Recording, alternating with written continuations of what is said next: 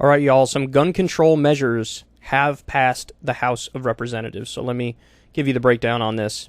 House passes package of gun control bills. This is in Axios. The House on Wednesday voted 223 to 204 to pass a package of gun control bills that were introduced in the wake of the deadly shooting in Buffalo, New York, and Uvalde, Texas. The omnibus legislation was dubbed the Protecting Our Kids Act and is unlikely to get 60 votes to break a filibuster in the Senate. So that's, of course, the downside is that, it's virtually dead on arrival in the Senate. That's a real shame. We shouldn't live in a system where, no matter what, it's just immediately going to die in the Senate. Especially because, as you're about to see, the substance of the bill is very moderate.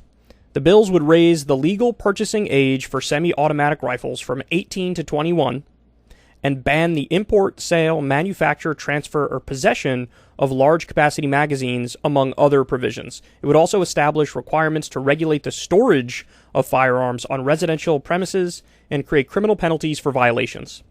So, I don't think they listed all of the provisions here. I've seen some tweets, admittedly not from the best sources, but they allude to a couple of other provisions that are part of this, but it's certainly not an extreme bill. It appears to be a very moderate bill, and in my opinion, it was almost crafted with the idea of maybe this as a prayer in the Senate, even though it almost certainly doesn't.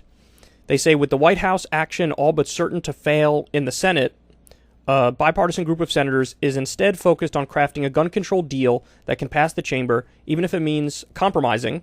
But that's the thing, this is already a compromise. Quote, "We know we're not going to get everything we want. That's the spirit, Chuck," Senate Majority Leader Chuck Schumer said Tuesday. "I'm encouraging my Democratic colleagues to keep talking to see if Republicans will work with us, help stop gun violence," he added. Yeah, I mean, look, really what should be done is, a call to the people on this one, because, again, the bill is really moderate. Raising the age for semi-automatic rifles from 18 to 21, banning high-capacity magazines, just a handful of other provisions. This doesn't have an assault weapons ban or anything like that. I don't know if a red flag law is part of this, but it probably should be if it's not. So, again, that this is dead on arrival it shows how strong the grip on the entire Republican Party is by the gun lobby. And there's only a handful of Democrats who take that gun money too. Probably Manchin is one of them. But very moderate bill. I'm sure the polling on this will be through the roof, and it would show how dysfunctional our so-called representative democracy is if this indeed is dead on arrival. So there were some partisan lines that were blurred here that I wanted to share with you. 10 House Republicans voted yes to set the minimum age of 21 for buying semi-automatic weapons. Fitzpatrick, Gonzalez, Jacobs, Katko, Kinzinger, Malliotakis, Salazar, Smith, Turner, and Upton. So that's 10 Republicans who voted with the Democrats. And then we also have, in the Hill here, they say, these 4 Democrats have voted against parts of the gun package. Now, I think only 2 voted against all of the parts of it, but 4 disagreed with certain parts of it. 4 Democrats broke from the party and objected to aspects of a sweeping gun package the House passed on Wednesday. I would hesitate calling it sweeping. I do not think this counts as sweeping, which was introduced in the aftermath of last month's shootings in Buffalo, New York, and Uvalde, Texas. The House passed the Protecting Our Kids Act, a package made up of 7 gun provisions, in a largely party-line vote of 223 to 204. 1 Republican did not vote. The legislation, in part, calls for raising the minimum age to buy a semi-automatic weapon from 18 to 21, banning civilians from using magazines with upwards of 15 rounds. One article said 10 rounds, another one says 15 rounds. Weird, there's a discrepancy there. And bolstering safe storage of firearms where minors could access the weapons. 2 Democrats, Representative Jared Golden of Maine and Kurt Schrader of Oregon, joined most Republicans in voting against the full package. So, just so you understand the reason why they voted against it, Jared Golden is from Maine and Kurt Schrader is from Oregon. Those are very pro-gun states, much more rural states. So that would explain why they're not with most Democrats on this issue. Golden, in a statement following the votes, criticized House leadership for hastily moving on the gun legislation and keeping the measures as a single package rather than standalone bills. Okay, to call this hastily is the dumbest thing I've ever heard in my life. How many mass shootings has there been over the past decade? This is anything but hastily. This is the opposite of hastily. This is the slowest moving thing I've ever seen in my life. Quote, "While a handful of the individual provisions in the 2 bills before us have the potential to garner bipartisan support, taken as a whole, the bills are too sweeping in their design and fall far short of the support necessary to become law and save lives," he added. The congressman said, "Now is not a time for bills we all know will fail," and praised the Senate for engaging in bipartisan negotiations on gun legislation. Yeah, but that's the problem. The problem is it shouldn't fail because all these things are really popular and it's a very moderate package. So, look, I mean, I think what should happen is all the Democrats should do some national mobilization thing where they call on the American people to call the Senate Republicans and whatever Senate Democrats are on the fence and tell them, support this bill. Like, what's wrong with you? Look at the numbers on this thing. Do your goddamn jobs.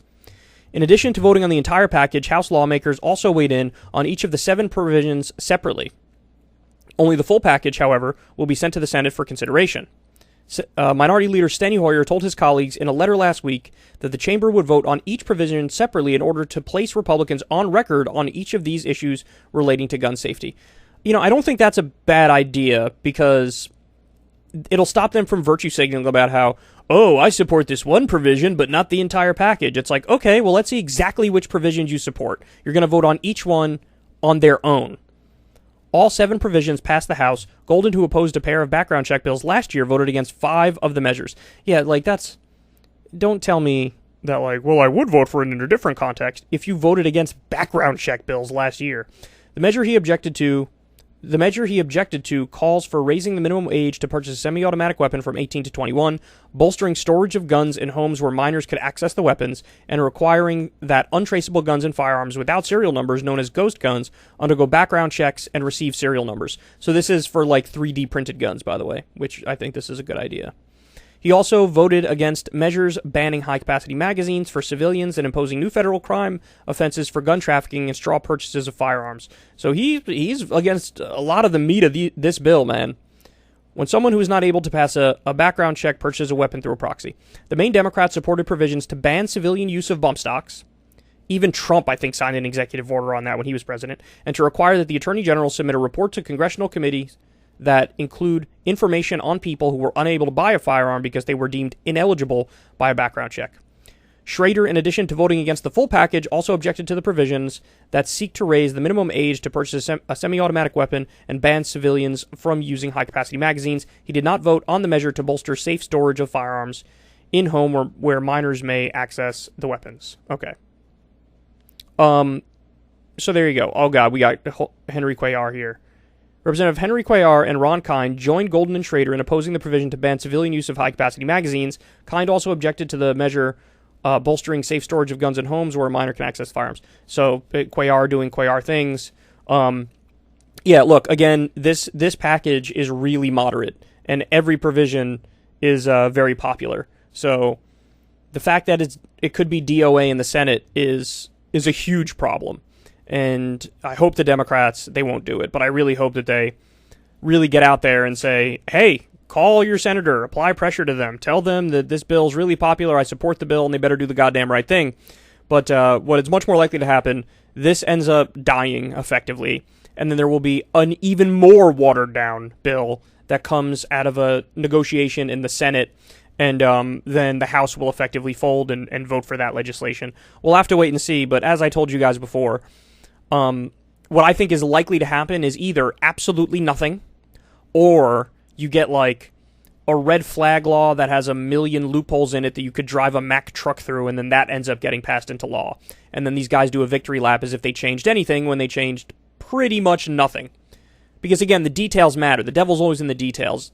If there really are a bunch of loopholes, then it'll be totally ineffectual legislation. But, you know, if it was an actual solid red flag law, I could easily support that, even though I don't think it's nearly enough. But there you have it. The House did their job for once, and we'll see what happens moving forward.